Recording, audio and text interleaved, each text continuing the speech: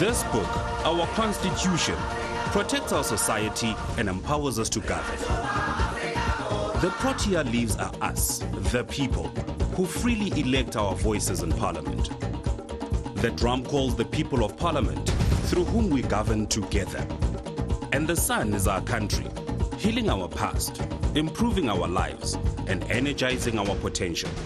Together, our Constitution, our people, our Parliament, and our country are building our great South African nation. Parliament TV, Channel 408 on DSTV.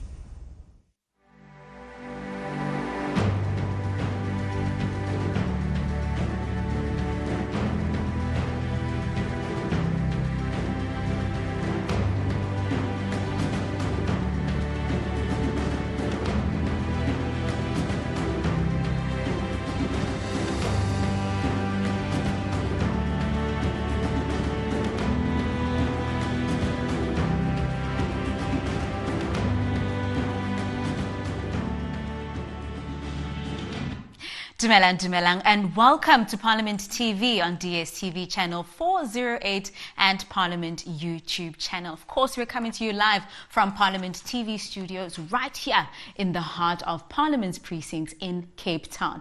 Now, remember to join the conversation on all our social media platforms at Parliament of RSA and let us know what your thoughts are. It is, of course, your Parliament, your voice, your future. Now, Libizo Laka Gitshepo Mori, and today we're taking a sharp focus on education, science, and creative industries, which are central in South Africa's growth in terms of ensuring that you at home get those services. Now, from school safety, concerns, and tensions around access for foreign learners, these are some of the issues that are hindering and are some of the issues that our country faces, and they go across all our communities. Now, in conversation with us today is Mr. Makhi Feni, the Chairperson of the Select Committee on Education, Science and Creative Industries, who's about to inform you, the Republic, on how the committee that is specialized in these select education, science and creative industries, especially in the NCOP, is going to inform us about what the committee is doing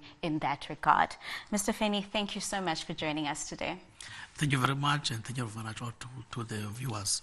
Yes. Now, Mr. Feni, let's jump right into it. Of course, people know Parliament as one institution and never really understand the difference between the two houses. You have the National Assembly and the NCOPs and its respective portfolio committees. Can you just briefly explain to us the role of the Select Committee in shaping the education system in our country? Yes, thank you very much once again. The Parliament is correctly so one system, but two. Yes, indeed. We are the NCOP. Our mandate are directly to the provinces. For instance, I'm Eastern Cape representative, permanent delegate, which is I'm more directly involved and also accountable to the Eastern Cape. And also my role is to ensure that I'm following up the oversight on the executive on issues directly that are affecting your education, your basic and yes, higher education. So our role as Select Committee is to direct, ensuring that there is oversight, first and foremost, your accountability on the side of the executive. Even though the executive, one might argue that, look, you have your portfolio committee. Yes, indeed. Portfolio committee is generic on education or basic education, but mine is specifically on provinces. yes, I'm directly dealing with departments. If the department is falling short on a particular issue, let's argue the infrastructure, I'm there. Your staffing, yes, your budgeting in terms of responding on your scholar transport and everything that deals with the day-to-day activities of education. yes, Your sciences, the development of sciences, your sports, because sport is also critical in your education. Therefore, you do not leave anything behind. Yes. Yes, it is us, the select committee, that is directly involved with that. Now, Chair, of course, that is a comprehensive committee that Yes. deals with different aspects, especially with regards to education. Let's skip right into issues of Operation Dudula. It has been on the news that Operation Dudula has threatened to disrupt schools in the 2026 academic year. And this is specifically with regards to the enrollment of foreign learners. What concrete steps is the Select Committee taking to ensure that all learners, regardless of nationality, are safe and able to access education? Yes, thank you very much once again. Look, we've had this disappointing and destructive, threats by Operation Dudula. Our understanding of the role of civil society in general is very key in the Constitution, because if they are defining themselves as civic society, they should understand it better that theirs is to ensure that communities are aware of their rights and how to enforce those rights. In other words, it's what we are calling it an overdog. Yes. Oversight also to us as Parliament versus the community interest. So we are accountable to them. Now that we are here, we've heard that disturbing threats. We felt very strongly that we must make a clarion call so that we as law-abiding citizens, we do not allow anarchy or vigilantist group that is going to be destructive to our education system. Whether you come up with a genuine cause, but if the genuine cause becomes destructive along, then it becomes illegal. And therefore, we are not going to accept it. We are saying as a select committee that there are better ways of ensuring that the Constitution is being enforced. No right of a child must be violated. Remember, the Constitution is the supreme law of this land. Therefore, Section 27 is giving, of the same Constitution, is giving, protection to all the children, of this country, irregardless of who is those children in terms of definition. And then also, if we are going to argue on the question of people who are here without documentation, I think they should have done their research that 11% of South Africans are still undocumented. It is informed by different reasons. Then once you do your proper research, you will understand what informed this. I will make an example of my shack. Yes. Today. If my shack is burnt, my kids will be affected. And understand the processes now of Home Affairs for you to be able to get your documentation. It's not just a one-day issue, but it's a process on its own. So hence we're saying that it might be ill-informed pronouncement and destructive one. So as government now, we're saying that Parliament needs to engage all the stakeholders, not only this Dudula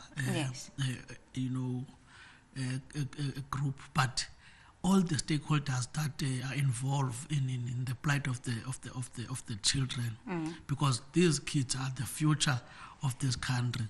Anything that have to do with threats to them is not acceptable. So we will engage with them until, remember, this is the process already. They have been opened for admissions, application for admissions for 2026.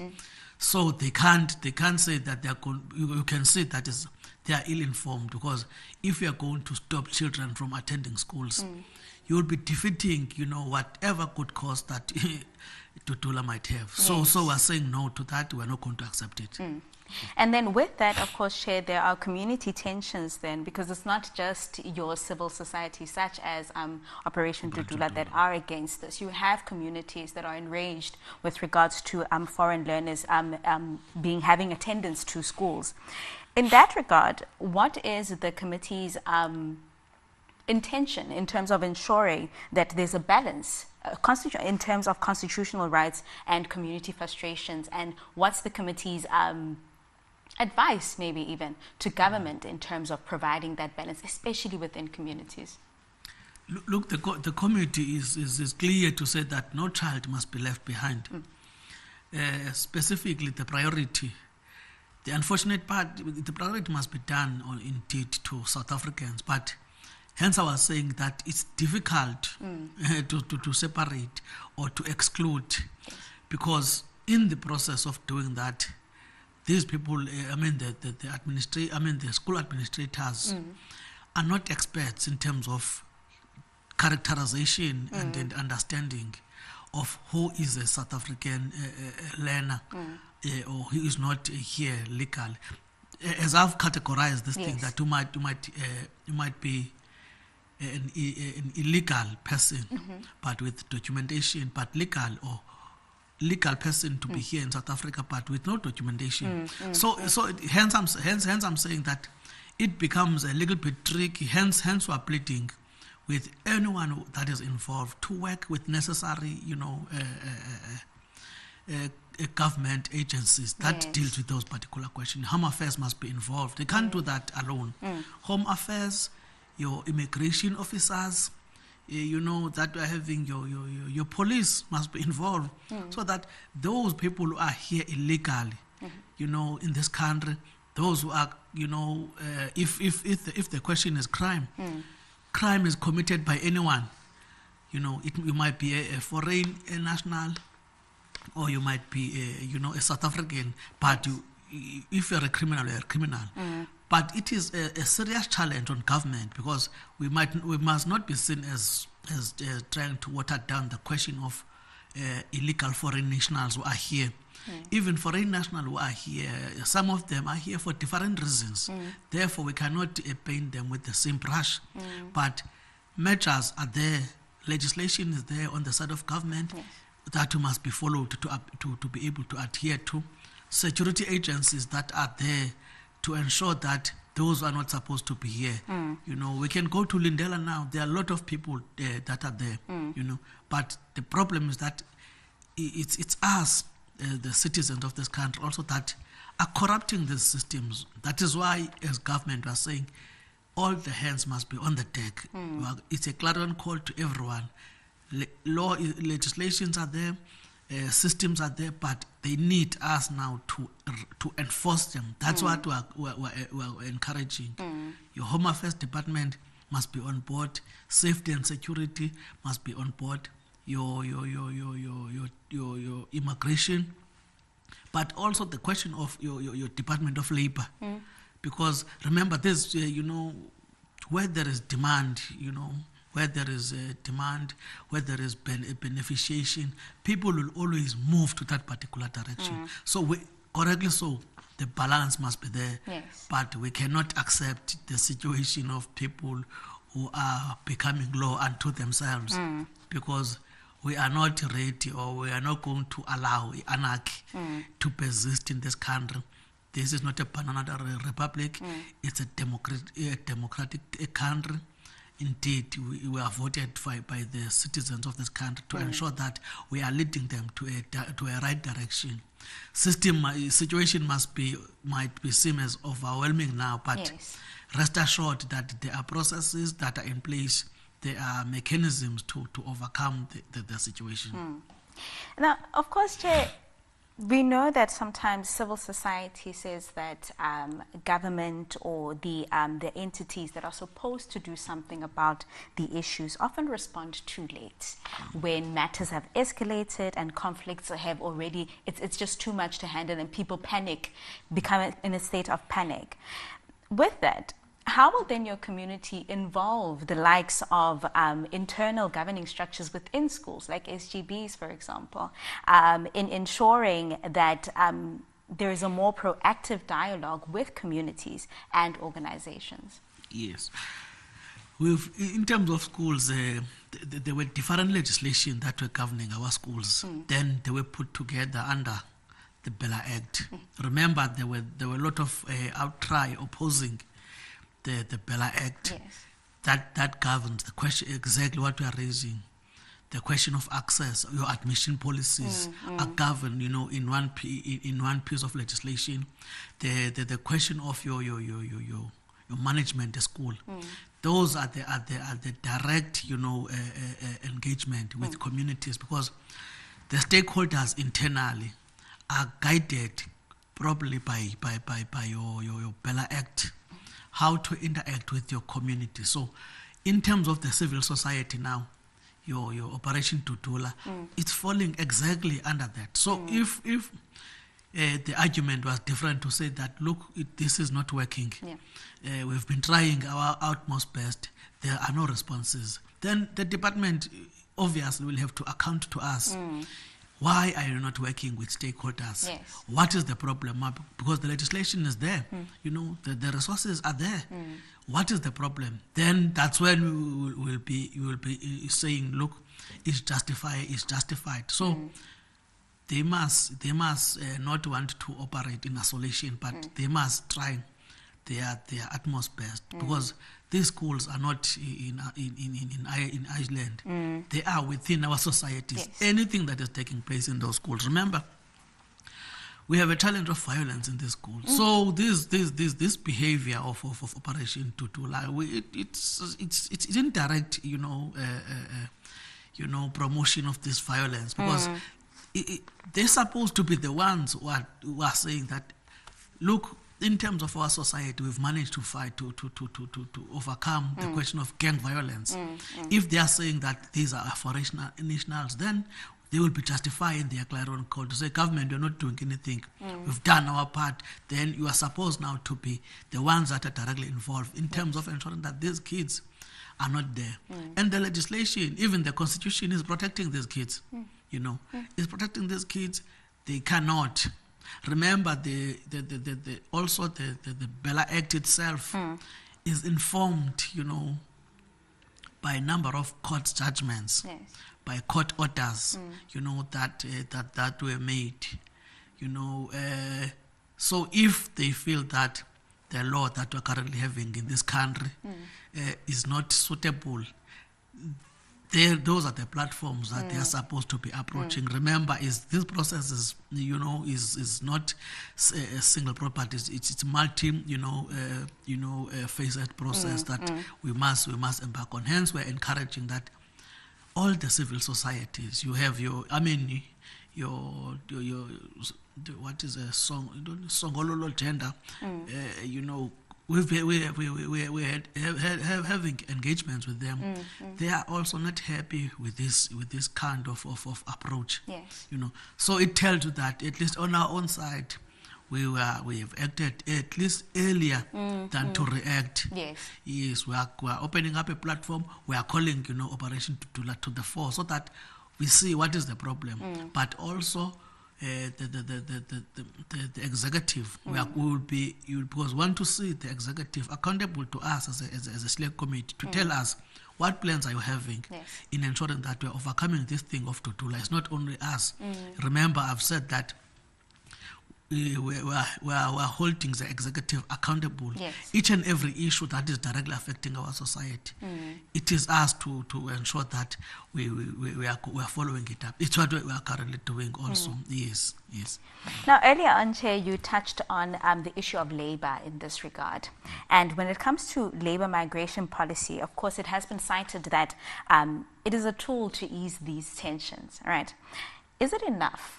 And also, how might it directly impact school enrollments and access for foreign learners? Remember, these kids are born. They have parents. these are the parents that are moving around for better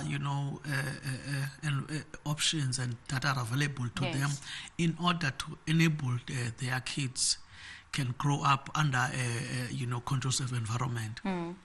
When we're saying that the Department of Labor, indeed, they must play their role in ensuring that they do not allow the kind of situation where illegal migrant laborers are hidden, by these employers.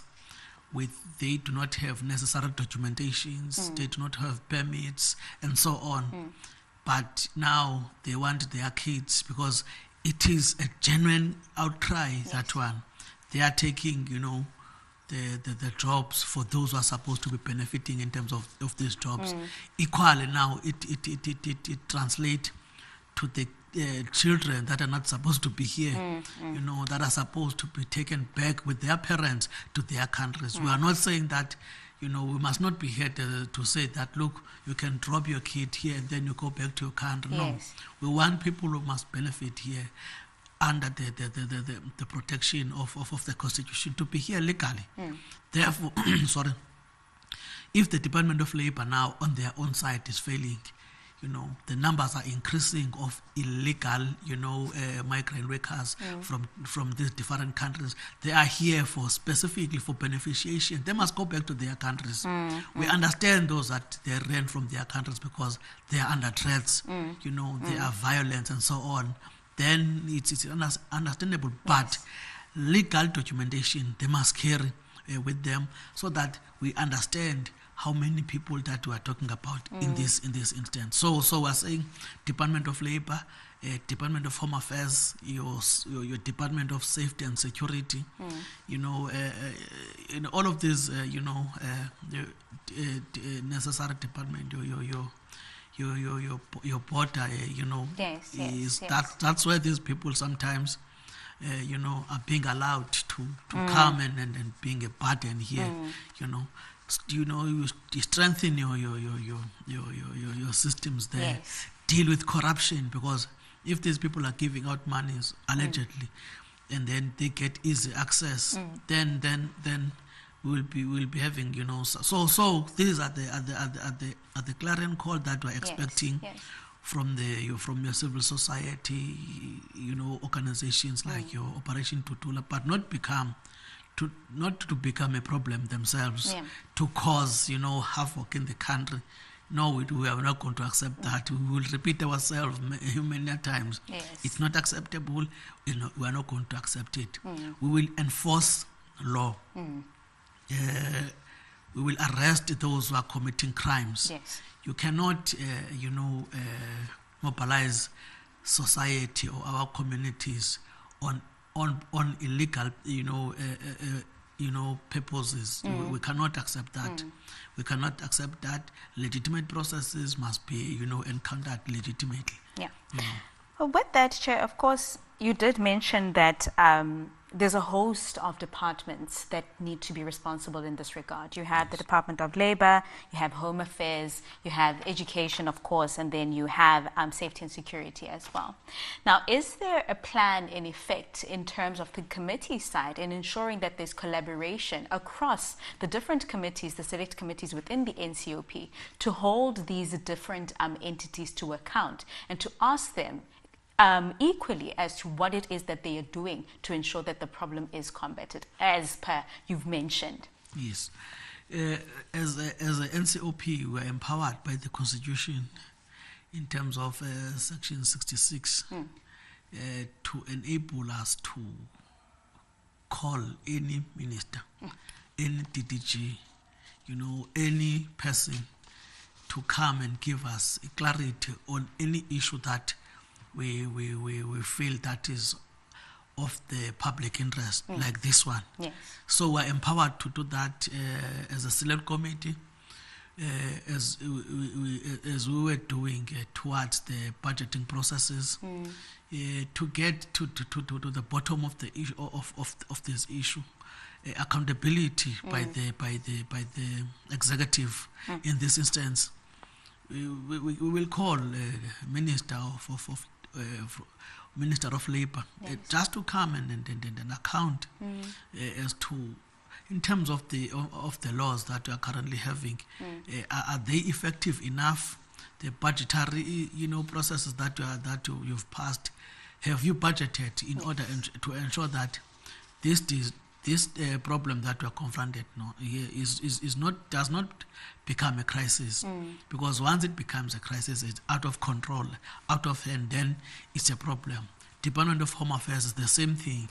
You must be able to give us how many South Africans, because we do not want to find a situation of denying South Africans, because as I have mentioned it's millions and millions of South Africans, something like 6 million of South Africans with no documents. You see, so it's a challenge on its own. Therefore, you cannot just treat the situation on a blanket approach, because on how you are going to identify a child that does not belong here without following the necessary processes becomes a problem.